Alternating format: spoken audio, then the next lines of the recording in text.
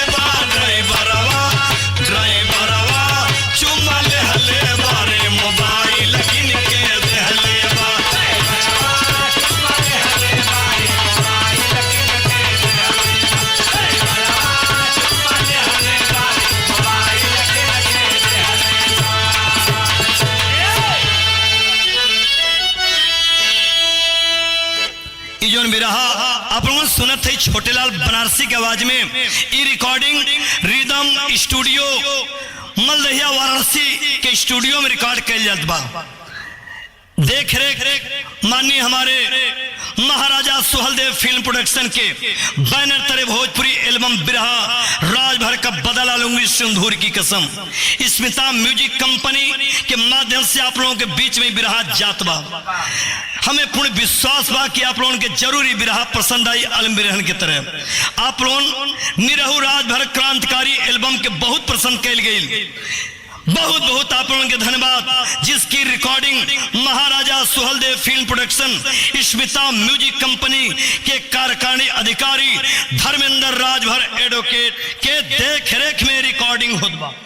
अरे भैया, जो गीत में गाने जा रहा हूं आजमगढ़ की बड़ी ही चर्चित कहानी है। हो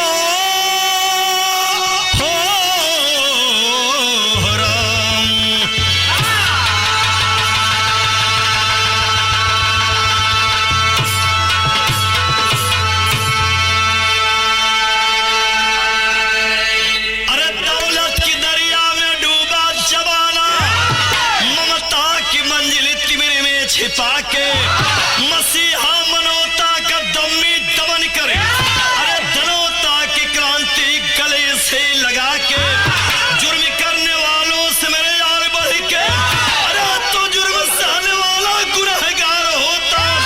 उठो बन के बागी बगावत करो, जो सलाफत के राहों में काटा है बोता।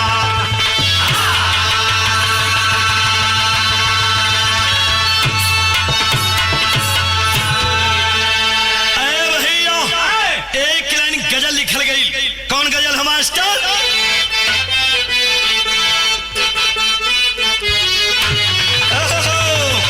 अरे तेरी सूरत बहुत लाजवाब, जवाब बड़ा कातिल है।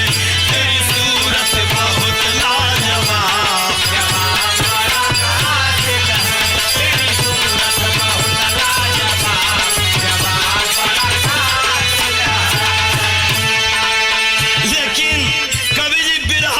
बढ़िया भाव लिखल, खून के बदले, अरे खून के बदले मिल जाए खून, सकून तभी होता है।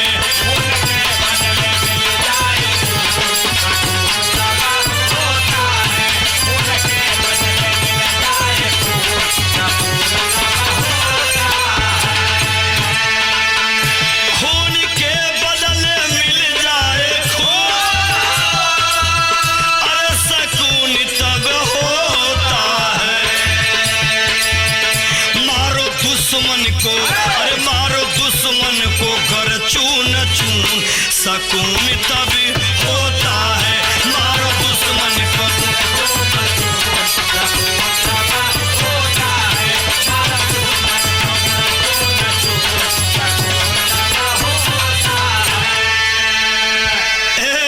ये जैसे हमारे कहानी की शुरुआत हारमोनिया संगत मास्टर।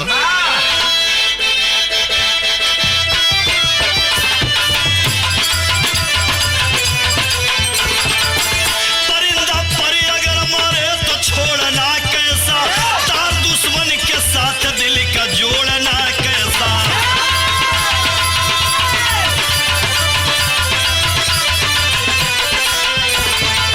सितम के दर्द को सहना भी बेईमानी है, सदा चुप रहना ना कुछ करना भी नादानी है।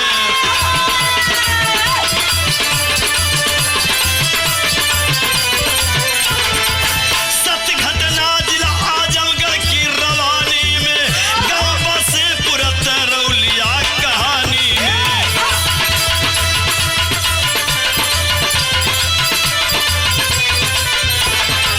वही गया आतंकी राजेंद्र सिंह सरनाम रहा, डरे दिल दहशत से वह करता कत्ले आम रहा।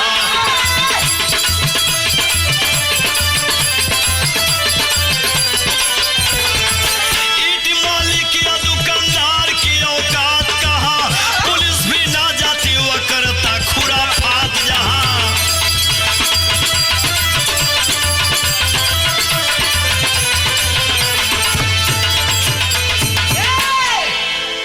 ऐ भैया कहानी हो आजमगढ़ में अतरौलिया बाजार, वहीं अतरौलिया बाजार के रहने वाला राजेंद्र सिंह, कोई जाति विशेष की बात नहीं है, बदमाश आतंकवादी आतंकताई किसी भी समाज में हो सकते हैं। राजेंद्र सिंह वही अतरौलिया बाजार में बासेपुर गांव के बड़ा चढ़ल बढ़ल बाबू साहब के बेटवा हो, मन बढ़ू लड़का, उनकर काम का रहल अतरौलिया में तह बाजारी वसूले, छिनैती करें, ये तनी ओकरी नाम का दहशत रहल, पुलिस वाले भी हाथ डाले से इनकार कर जाए। लेकिन ये भैया एक दिन एक घटना अतरौलिया में घटी। कौन घटना घटी, एक लाइन तर्जमा।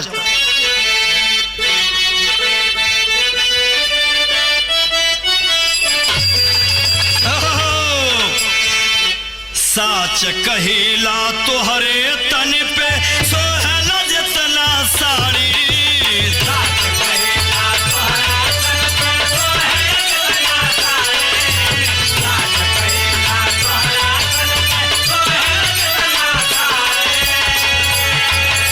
साच कहिला तोहरे तन पे सोहला जितना साड़ी, होतना भावे नाही सूट सालवार गोरिया।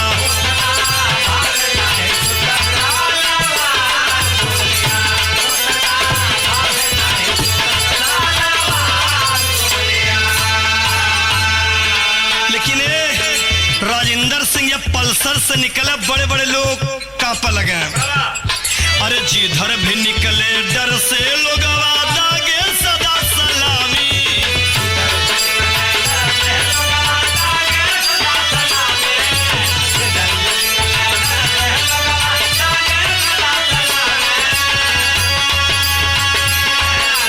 जिधर भी निकले डर से लोग दागे सदा सलामी।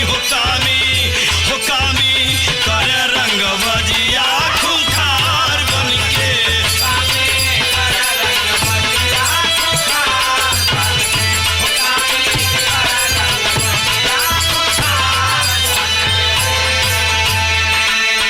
हो सके चलेला पिस्टल पिएला सरबिया।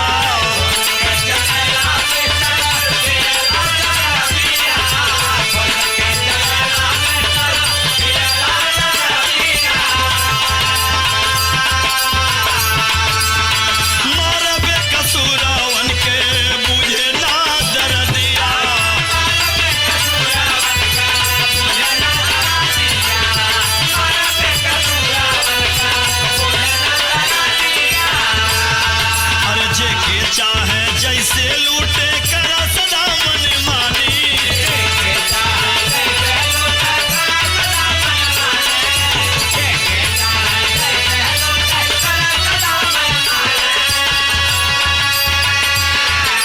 जेके चाहे जैसे लूटे करा सदा मन मानी। हो कामी करे रंग बजिया खुंखार बनके।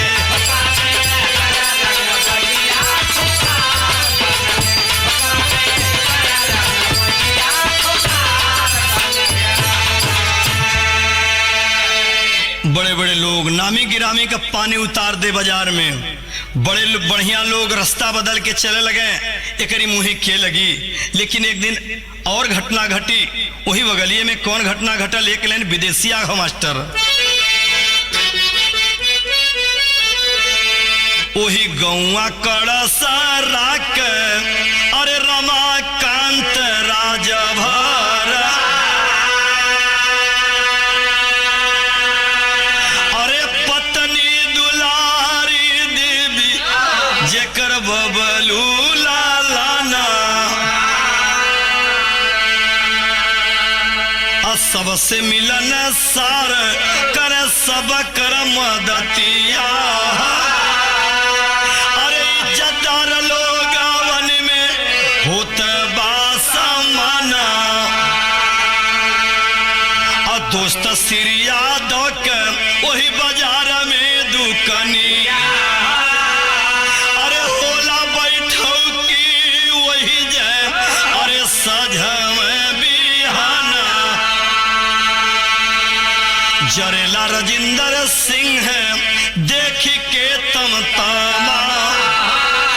अरे दिलवा में देश हरदम राखे वे ईमाना। वही बगलिया के रहे वाला कड़सरा गांव का रमाकांत राजभर। दुल्हनी के ना हो दुलारी देवी, 8 बरिस के खिलड़िका जे करना हो बबलू। पहली बार जो है सरकार बीडीसी पद के प्रत्याशी की खातिर बीडीसी के लागू कैले, सोही में दुलारी देवी बीडीसी चयनित कर ले गई। बड़ा इज्जतदार रहलन। उसमें बहुजन समाज पार्टी के सरकार रहल। माननीय श्री रामचंद्र राजभर जी शिक्षा मंत्री थे। माननीय श्री सुखदेव राजभर जी आजमगढ़ से रेशम उद्योग मंत्री थे। बड़ी सम्मान था रमाकांत राजभर का। ये बात सुन के दहशत राजिंदर कहो बाजार के लोग एकत्रित होकर श्री यादव के दुकान पे रमाकांत राजभर से फरियाद के लेने के लिए तर्ज लगल मास्टर।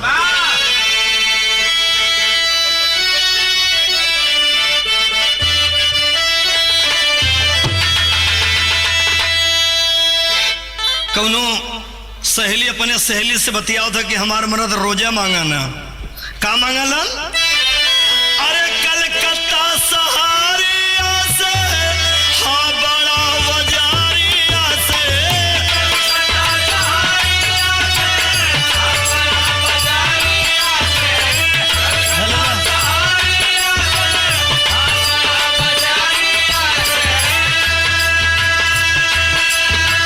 कलकत्ता सहारिया से हाँ बड़ा वजारिया से। सैया जी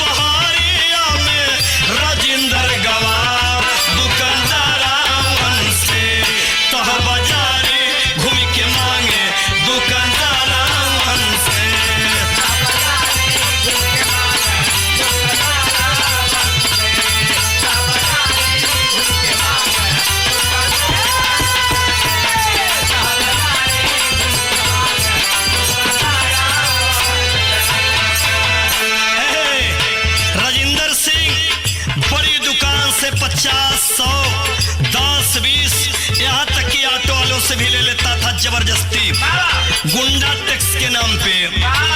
मिल के बाजार वाले योजना बनवल, मिल के बाजार वाले योजना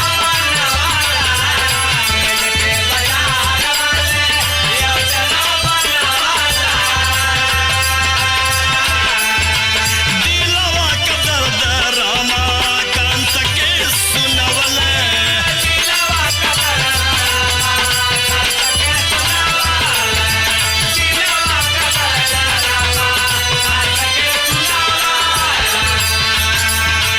दहशत बाजारिया में, रोड़ा दुकानदारिया में,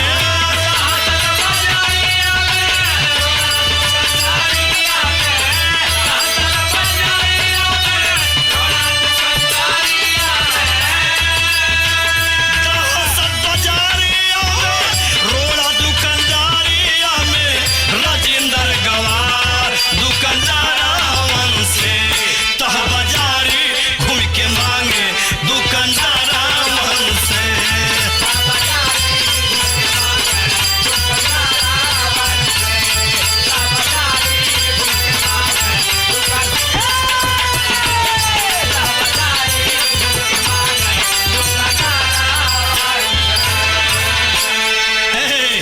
लोग कहने के रे भैया तू शासन सत्ता में हवा, बड़े बड़े मंत्री से तोहार परिचय है, पहचान बा, ये हमने के संगे का होते हो।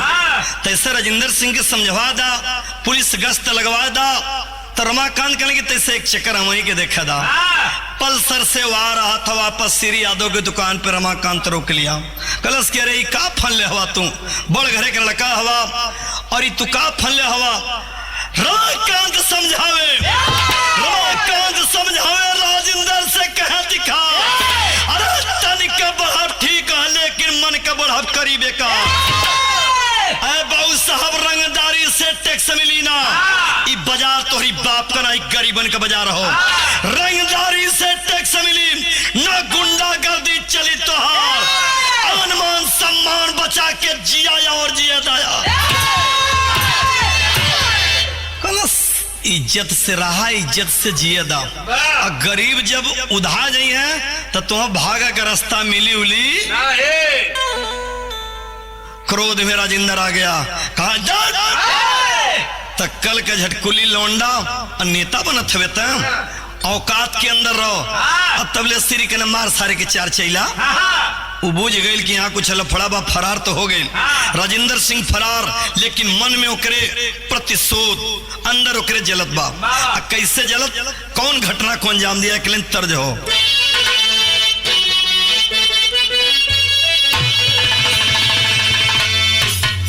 यह तर्जबा, सैया भले बदल जाए हो, चुनरिया कबूटी ना बदले।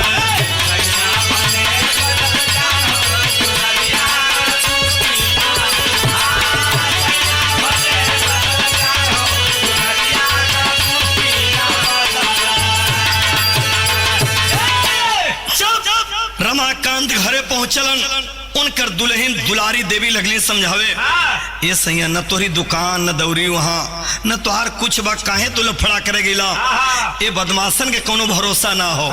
लेकिन मन न बियही के बतिया, लगल जैसे मारल हो मतिया।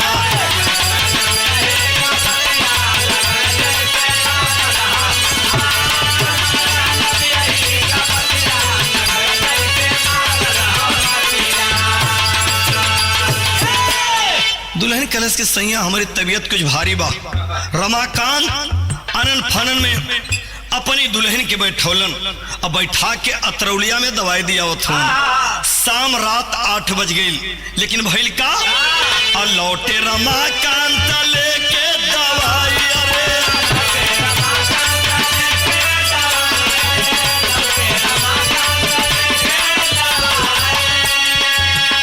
अरे दुश्मन छिपल बीच रहिया में आई,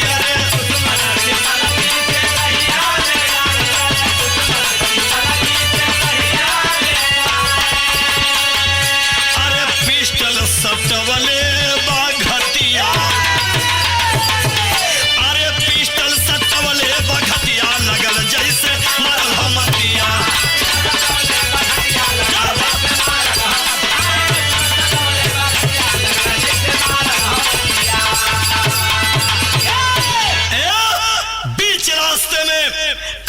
जहाँ बासेपुर में 1 किलोमीटर की दूरी हो। मेन रास्ता अतरौलिया से कड़सरा जो रास्ता कटल वो है बासेपुर। रात 8:30 बजे रमाकांत स्कूटर से अपनी दुल्हन को दवा दिलाकर आ रहा है। बीच रास्ते में राजेंद्र सिंह घेर लिया, निकाल के पिस्तौल सीने पर लगा दिया। बोल, अपने नेताओं को बुला तू, अगर मैं चाहूं अब इस साले गोली मार दूंगा। दुल्हन समझ गई रमाकांत कुछ नहीं बोल रहे हैं, कुछ भी नहीं बोल रहे हैं। दुल्हन तुरंत उतर करके स्कूटर से, सुहाग की कीमत कौन नहीं जानती। आज वो औरत दौड़ के पैर पकड़ के राजेंद्र से कलश की भैया गलती ना गलती ई कैले हो तो क्षमा कर दा, हमारी तो बात सुना। वो दुल्हनिया का कलश रोके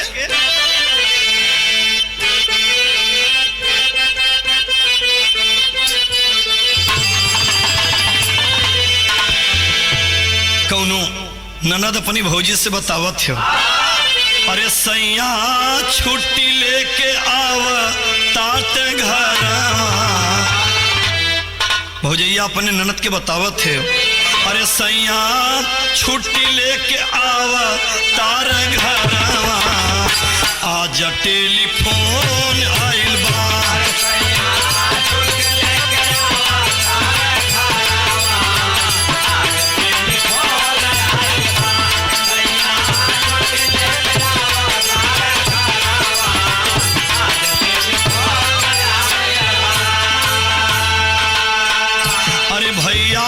तो हंसे बैक ही सवालिया। अरे भैया तो हंसे बैक ही सवालिया, गोलियां चलावा दिन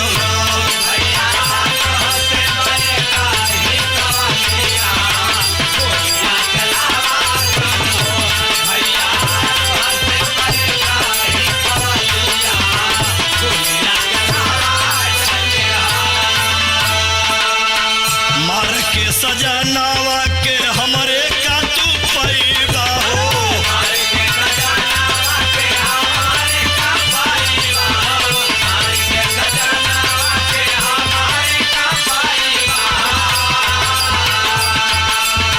राह करके गाँव से कौने ओरी जइबा हो।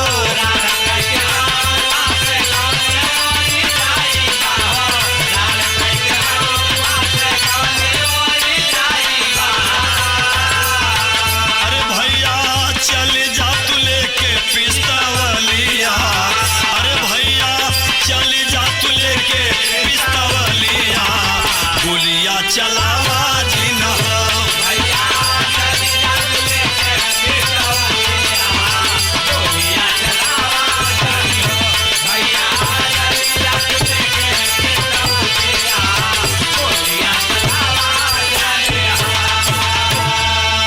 तब तक रमाकांत ललकार दिया, खबरदार इस कमीने की पैर मत पकड़ना, अगर मेरी समय आ चुकी है कोई नहीं बचा सकता।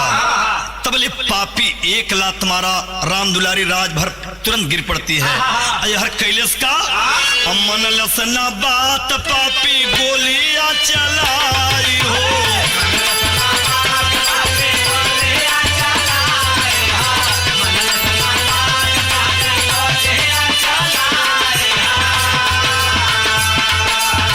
घायल पति के लेके बिलखले लुगाई हो।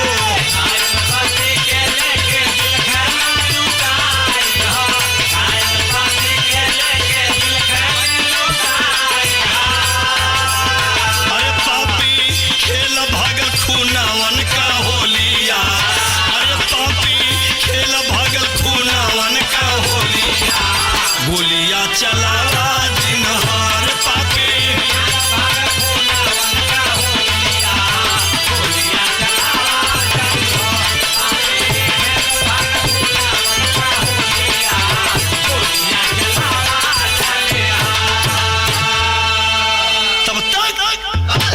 सटाकर सीने में पिस्तौल ताड़ ताड़ 2 गोली मारा। रमाकांत स्कूटर समेत गिर पड़ा। राम दुलारी अवाक तुरंत दूर में पल्सर खड़ा किया था, पापी गोली मारकर फरार। गोली की आवाज सुन करके तमाम गांव से लोग दौड़े, बाजार से जितने लोग आ रहे थे सारे लोग दौड़े। राम दुलारी अपने पति के गोद में लेकर के रो रही है, कलप रही, तड़फड़ा रही है, कोई तो उठाओ, कोई तो मेरे पति को अस्पताल ले जाओ। तब तक रमाकांत कहा कि मेरे पास समय नहीं है। सुन, तुम अबला नहीं, तुम्हें सबला बनना होगा। रमाकांत कहा वास्तव में अगर तुम मेरी अर्धांगिनी हो, एक वादा तुम्हें करो। कौन सा वादा करो ना? एक लाइन तर्जबा।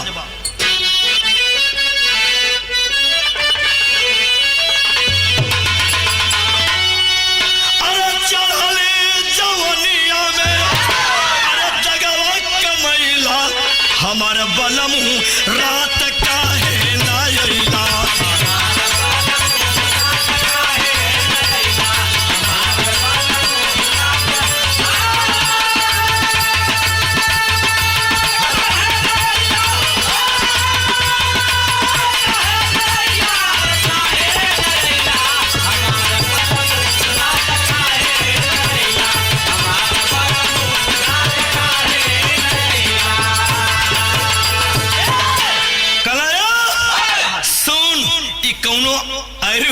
खून ना हो, सम्राट सुहलदेव खानदान का वंशज है। सुन, रोले से काम ना चली। का बतौलन? अरे तखिया से आंसू, अरे नगारा ये गोरी, बचन पाव है पापी मारा ये गोरी।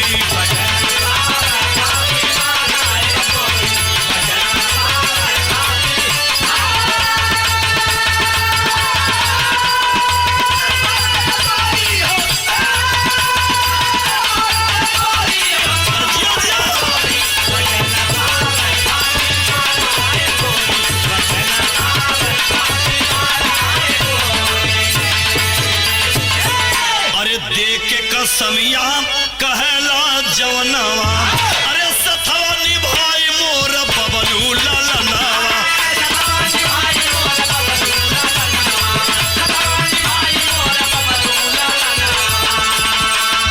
अरे है इच्छा पूरा, अरे है इच्छा पूरा, तू करिहा ये गोरी बचन पा, पापी मरिहा ये गोरी।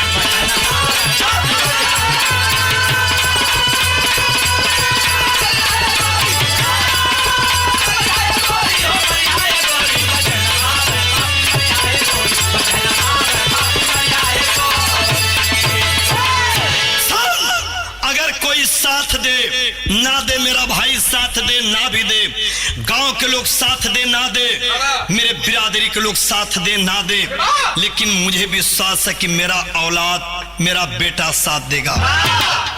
मेरे बेटों को पढ़ा लिखा करके कोई डीएम एसडीएम मत बनाना।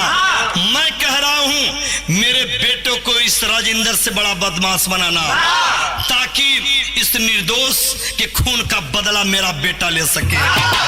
इतना ही कहते कहते रो रही है दुलारी, सैया आपको कुछ नहीं होगा, पतिदेव कुछ नहीं होगा। कहता ही वह कहती ही रह गई, मगर तब तक विधि का विधान क्या हुआ? एक लाइन गीत मास्टर।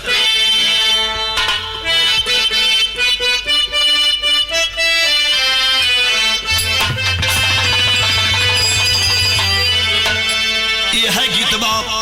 हमारे बीच में बिरहा के सम्राट गवैया स्वर्गीय वेचर राजभर जी नहीं रहे। भगवान मृतक आत्मा को शांति प्रदान करें।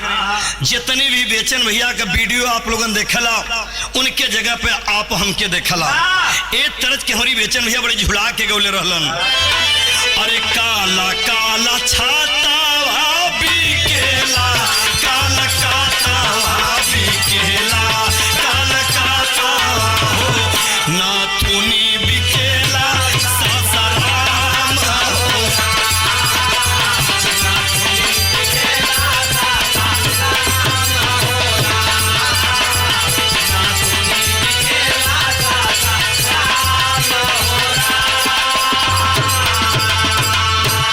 लेकिन अरे इतना कहता बंद भाई, नया नया भाई, अरे भाई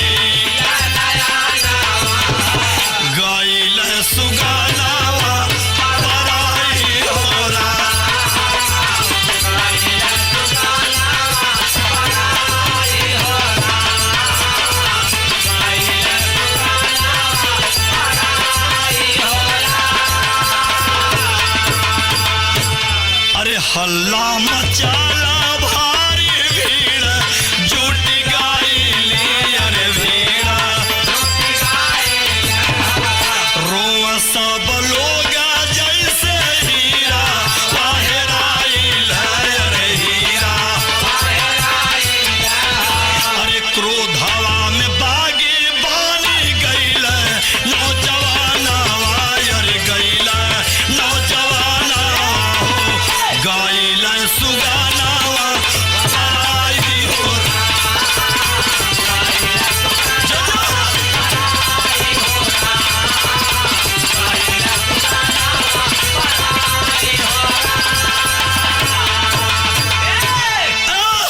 देखते ही देखते पूरी रात में कई हजार की भीड़ जुट गई। अतरौलिया बाजार जाम कर दिया गया। डीएम एसडीएम जितने भी लोग थे बाबूजी मौके पर पहुंचे। सारे लोगों ने आश्वासन दिया आपके साथ अन्याय नहीं बल्कि न्याय होगा। जाम को समाप्त करवाए। मौके पे माननीय शिक्षा मंत्री जी आए, रेशम उद्योग मंत्री जी सुखदेव राजभर जी आए, रामचंद्र राजभर जी आए। तमाम लोगों ने समझा बुझा करके रास्ता जो जाम था उससे खाली कराया। लेकिन वह दुल्हन क्या करती है, उसकी आंखों में आंसू नहीं। जितने लोग देखते थे सारे लोग दंग रह गए। जिसके पति की लाश सामने पड़ी हो, तोड़ फोड़ मच रहा है, वह एकटक अपने पति को सिर्फ देख रही है। उसके आंखों में आंसू नहीं, प्रतिशोध उसके अंदर था। वह औरत करती क्या, सीने में जो गोली लगा था वही खून निकला था अपने मांग में भरी। और करती क्या, भाव टेरिकबा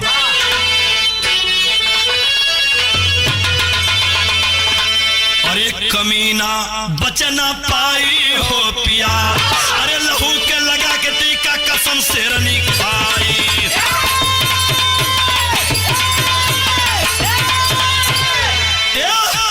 केस हुई कातिल भय कैदी ठूसल गए कारागार। 5 साल तो हुई रिहाई दिए जमानत रिश्तेदार। खबर लगल पीके शराब घूमत हो पापी बीच बाजार। मौत पति का जिगर में साले वाला साजिश रची कुंका। ए भैया केस दर्ज हुआ राजेंद्र सिंह के नाम से, लेकिन रात का मामला था। कोई गवाह उसके पत्नी के अलावा नहीं मिला। किसी में हिम्मत नहीं थी गवाही करने की। 5 साल के अंदर केस तो चला, वाइज्जत बरी कर दिया गया। जब वाइज्जत बरी भइलन तो और ऐसराम शराबी बन गया। शराब पी करके पता लगल कि माया शंकर सिंह के दुकान पे, खाद के दुकान पे शराब पी के मस्त सुतल। श्री यादव अपन शटर गिरौलन, दुकान बंद कैलन। जाके धीरे से कहने की भाभी आज मौका आ गल दुश्मन से बदला लेवे के। उपलब्ध करौलन पिस्टल, लोग जितने भी लोग साजिश में थे उपलब्ध कराए। तब तक 5 साल का समय बीत चुका था, वो भूल भी चुका था मेरे सामने अब कौन पढ़ने वाला है। वो लड़का बबलू 8-5 13 साल का हो गई। दुल्हनिया चल पहपट में कैसे,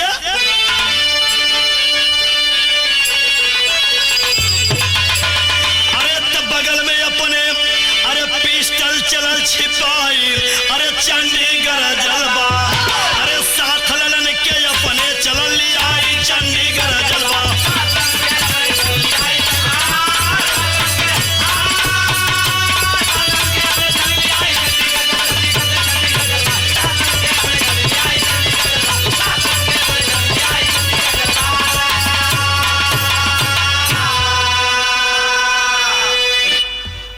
राम दुलारी अकेले और अपनी बेटवा के साल ओढ़ लेलस। बगल में कमर में पिस्तौल खोस लेलस। लड़का भी घरे से एक चाकू ले लेलस। सिर्फ मतारी और बेटवा चलना अतरौलिया में। कहा, अरे अतरौलिया बाजार में पापी, अरे पी के सुतल शराब। अरे यादव जी ललकार भाभी, अरे पूरा कैला खा। अरे तबले पहुंच के पिस्टल अरे सीने दिया सताई चंडीगढ़ जलवा। अरे मिस भायर भइल सोचे गुस्सियाई चंडीगढ़ जलवा।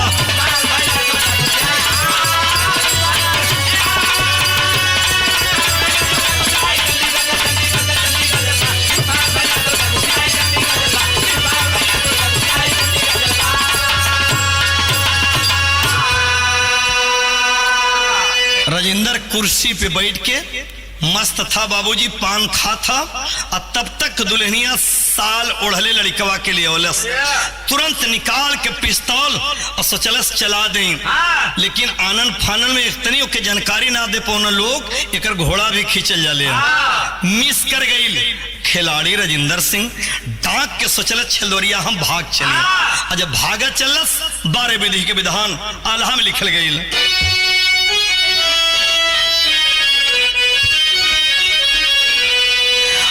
जैसे भूखा से रहो शिकार पाके झपटे, अरे वैसे जोगिनिया बनी गईली हो कुंठा।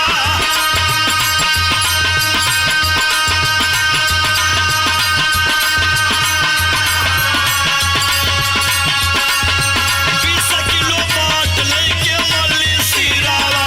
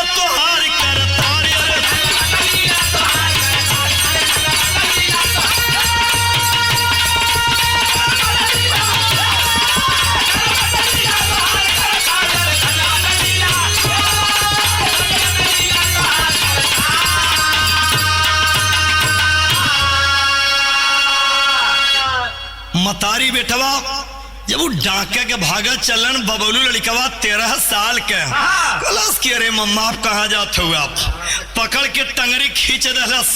जब धड़ाम दे गिरले वह बटखरा खादी के दुकाने पर रहल, उठाई के एक ठो हूंच के मरलस 100 किलो के भैया 20 किलो के, जिसे सरवा मुर्गा काट के छोड़ जाला वैसे लगल छपटिया। तो करीब तरपरा दिले तरतर तरतर 4-6 ठे। उतर लड़कवा निकाल के चाकू मार चाकू बैठ के सीना पर मारत हो।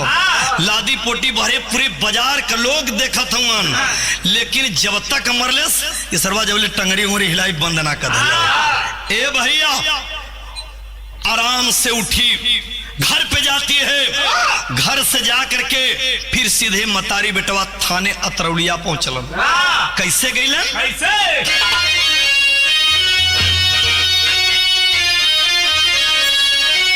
अरे तो दुश्मन के आपरियों का दिखाई अबला, अपने शेर का शेरनिया चुकाई बदला।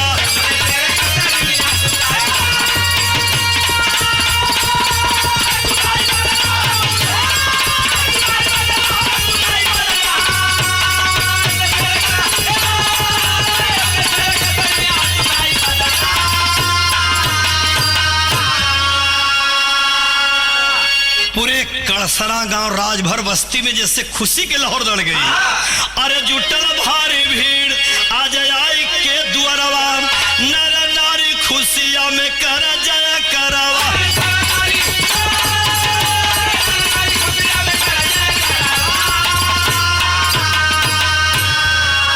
अरे मांग के करना अरे रिहाई अबला, अपने शेर का शेरनिया चुकाई वजह।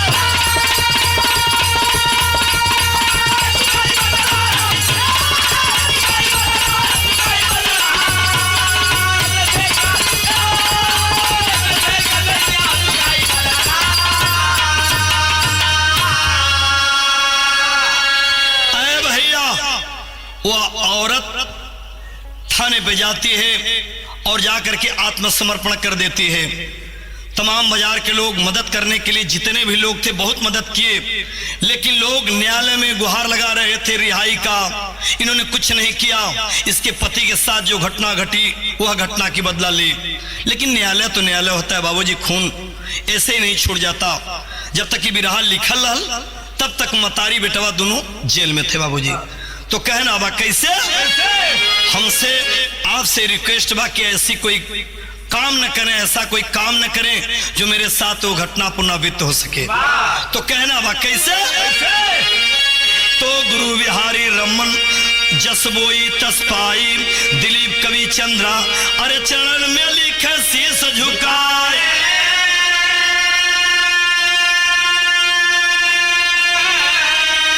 अरे कमीना बचना पाई हो पिया, अरे गाय छोड़ लाल करो अच्छा कुंवर कन्हाई, कमीना बचना पाई।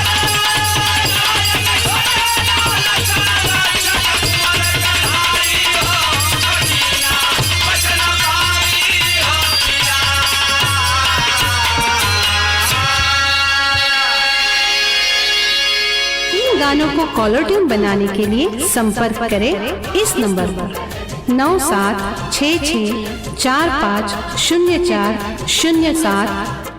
स्मिता म्यूजिक कंपनी की अन्य प्रस्तुति भोजपुरी एल्बम महिमा अपरंपार।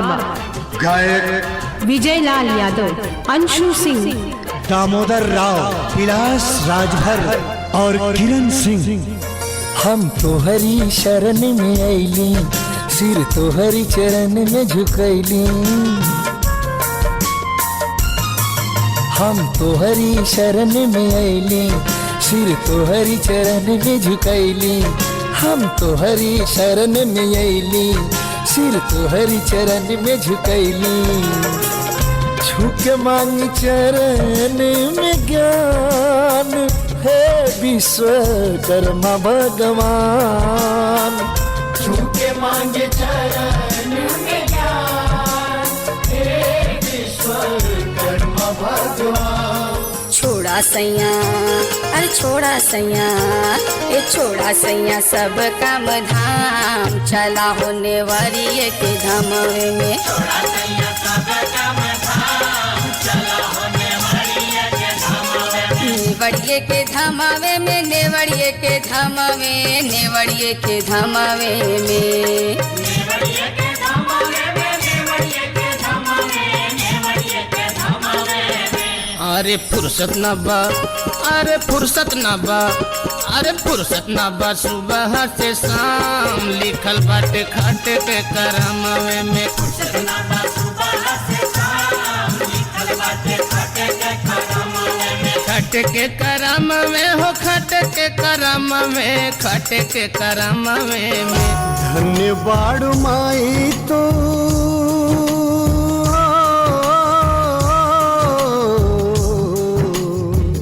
धन्यवाद माई सोहेल देव जन्मा के, धर्म के रक्षा कैले वीरता दिखा के।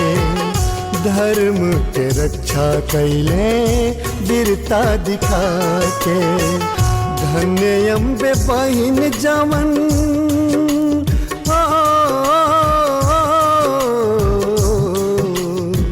धन्य अम्बे बहिन जमन रखिया के बंधलिन।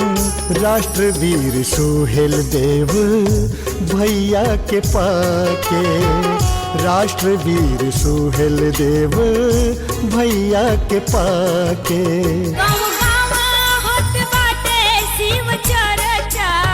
कुछ बड़ भोले भगवान, गावे गावे होत बाटे शिव चर्चा, चल चल भोले जी के धाम। भोले भगवान अरे बाबा भोलेनाथ जी हो, भोले भगवान अरे बाबा भोलेनाथ जी हो।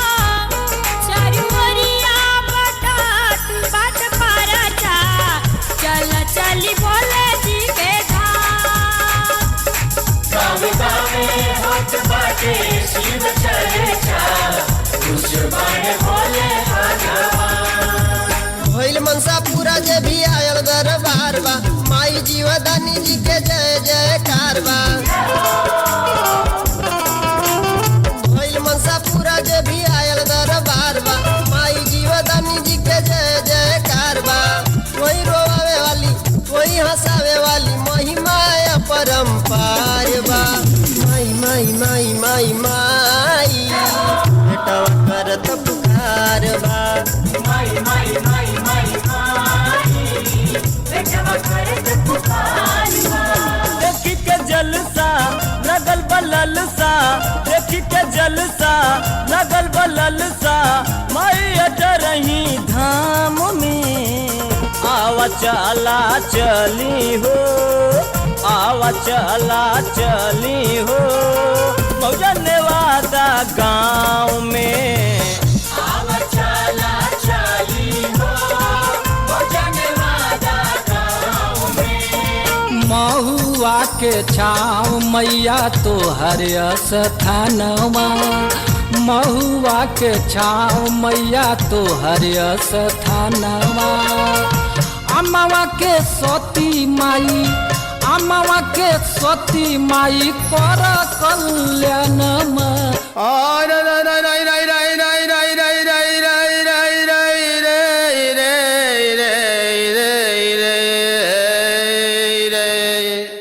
जौनपुर काशी के बीच नगरिया में देवों के देव महादेव का स्थान है और त्रिलोचन महादेव के नाम से यहाँ सदियों से गुण गाता वेदवा पुराण है। हाय रे रे रे रे रे रे रे रे। जी हाँ दोस्तों, फिल्म एल्बम सीरियल में प्रवेश के लिए तथा एल्बम बनाने एवं रिलीज करने के लिए संपर्क करें महाराजा सुहेलदेव फिल्म प्रोडक्शन एवं स्मिता म्यूजिक कंपनी, ग्राम परशुरामपुर, पोस्ट दौड़ी, तहसील मड़ियाहू, जिला जौनपुर, उत्तर प्रदेश। Mobile number 9648770280।